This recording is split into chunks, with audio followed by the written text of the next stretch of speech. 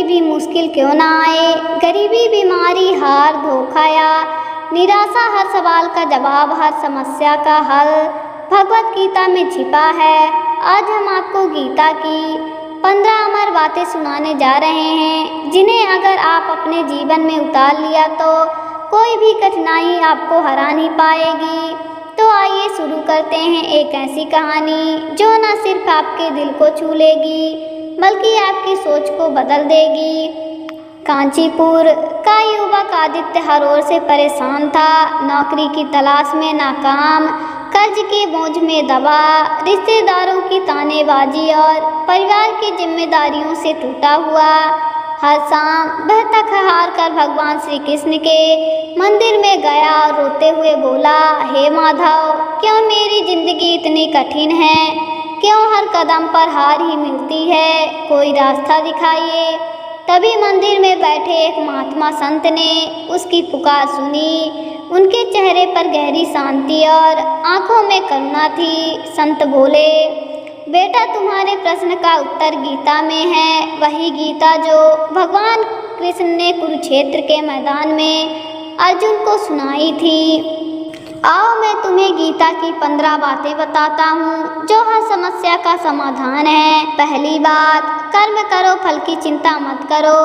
संत बोले, गीता का पहला संदेश है, इंसान का अधिकार सिर्फ कर्म पर है, फल पर नहीं। आदित्य ने कहा, लेकिन महाराज, अगर फल की चिंता ना करूं तो मेहनत का उद्देश्य क्या रहेगा? संत मुस्कुराए और बोले, सोचो बेटा, किसान जब बीज बोता है तो क्या हर रोज यही चिंता करता है कि कब फल निकलेगा? नहीं, वह बस मेहनत करता है, मिट्टी जोतता है, पानी देता है और धैर्य रखता है। अगर वह हर पल फल की चिंता करेगा तो खेती ही ना कर पाएगा। उसी तरह तुम भी अपने काम में पूरी निष्ठा दो, लेकिन फल की चिंता भगवान पर छोड़ दो।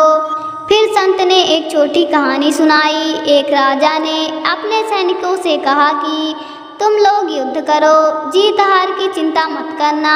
सैनिक ने पूरी ताकत से लड़ाई लड़ी और अंत में जीत पाई, क्योंकि उनका ध्यान जीत हार पर नहीं, अपने कर्तव्यों पर था।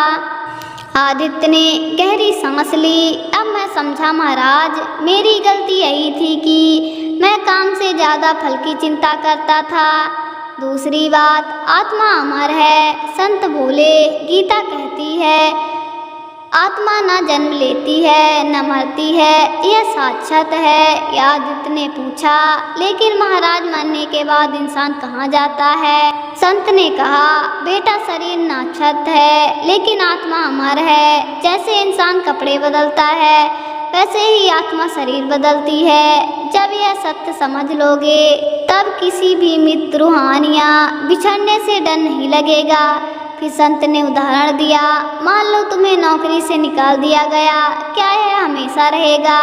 नहीं, यह एक कपड़े की तरह है जो पुराना हो गया और उतार दिया गया। नई नौकरी, नया अवसर फिर मिलेगा। इसी तरह आत्मा भी पुराने शरीर को छोड़कर नया अवसर पाती है। आदित्य के मन का भय धीरे धीरे कम होने लगा। तीसरी बात, मन पर विजय ही सबसे बड़ी विजय है। संत ने कहा, गीता में कहा गया है, मनुष्य का मन मित्र भी है और शत्रु भी।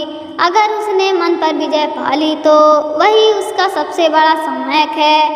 आदित्य ने दुखी होकर कहा, मेरा मन तो हमेशा मुझे डराता है, मुझे हार मानने पर मजबूर करता है। संत बोले, यही तो समस्या है। असली युद्ध बाहर नहीं, तुम्हारे भीतर है। अगर तुम अपने मन की नकारात्मक सोच को जीत लोगे तो पूरी दुनिया तुम्हारे कदमों में होगी। फिर संत ने एक प्रसंग सुनाया। एक साधु ने अपने शिष्य से कहा, तुम्हारे भीतर 2 कुत्ते रहते हैं, एक सकारात्मक का, एक नकारात्मक का। शिष्य ने पूछा, कौन सा कुत्ता मजबूत होगा? साधु ने कहा, जिसको तुम ज़्यादा भोजन दोगे।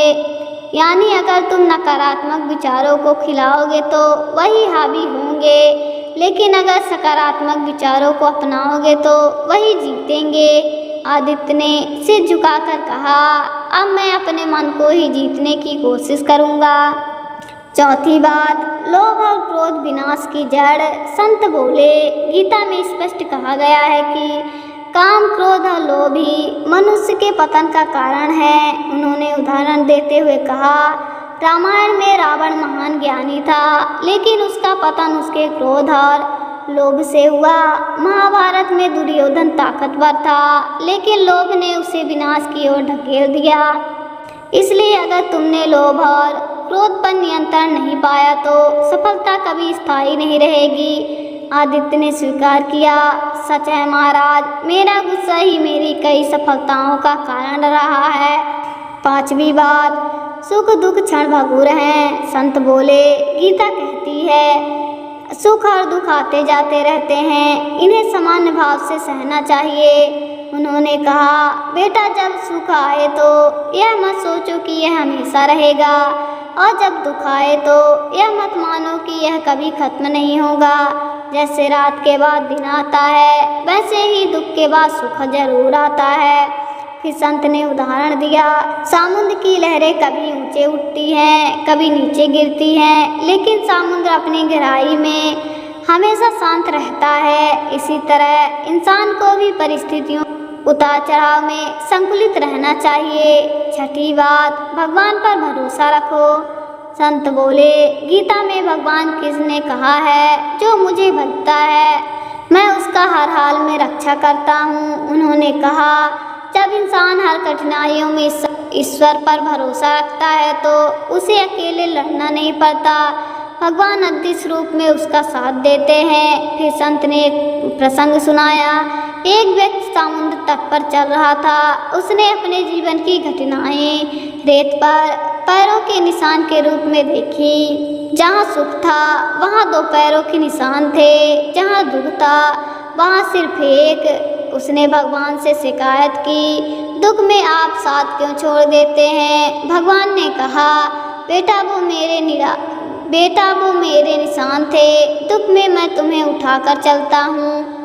आदित्य की आंखों में आंसू निकल आए। सातवीं बात, ज्ञान ही सबसे बड़ी शक्ति है। संत बोले, गीता कहती है, अज्ञान ही सारे दुखों के मूल का कारण है, ज्ञान से ही मुक्ति मिलती है। उन्होंने कहा, बेटा अगर इंसान के पास धन है लेकिन ज्ञान नहीं तो वह धन भी उसे विनाश की ओर ले जाएगा, लेकिन अगर उसके पास ज्ञान है तो गरीबी में भी वह सुखी रह सकता है।